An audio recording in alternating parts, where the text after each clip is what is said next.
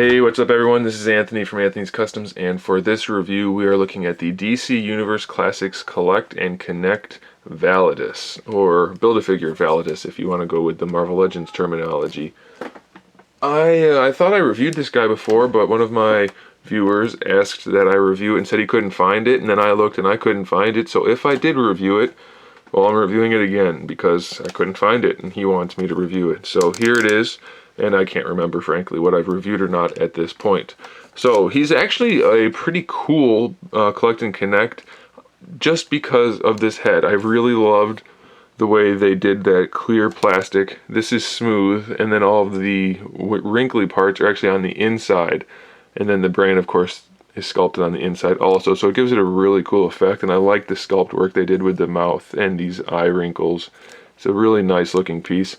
Then the body is mostly the standard Collect and Connect body that they've used a bunch. It does have unique hands, unique feet, and these things up here.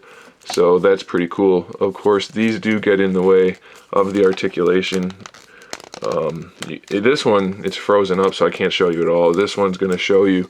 They really do limit it. It doesn't move very much at all. It looks like it does pop out, so you're not going to tear it off, probably. But you're not going to get a big range of motion out of that swivel. The head has really good range of motion, especially for being so big and bulky and being fairly seamless. So that's pretty nice. I always appreciate that. The ab crunch works really well on these guys. The paint follows it all the way up. There is shading throughout the gray, a little bit of shading throughout the purple, not a whole lot though. I really love the musculature on these Collect and Connect big guys. They did a good job with that. Shoulders are the standard ball hinge, but this will get in the way, so you can't bring the arm too far up. We have a waist swivel there, standard style elbow, 90-degree bend, and then the wrists both have a swivel, and they both have that same kind of pose there. The hips, basically the standard DCUC style hips, but more in line with the female hips because you can see none of that T-joint in there.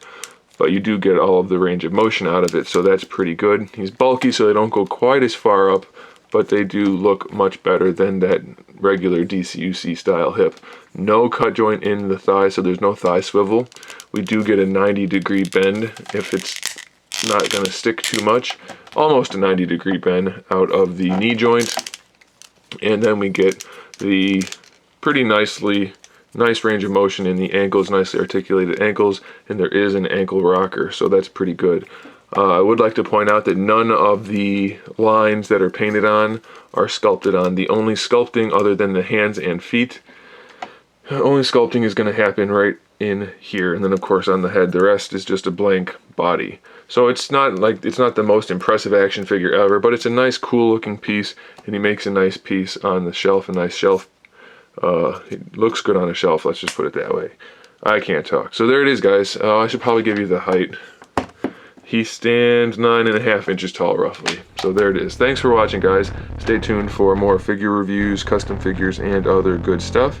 And in the meantime, keep collecting.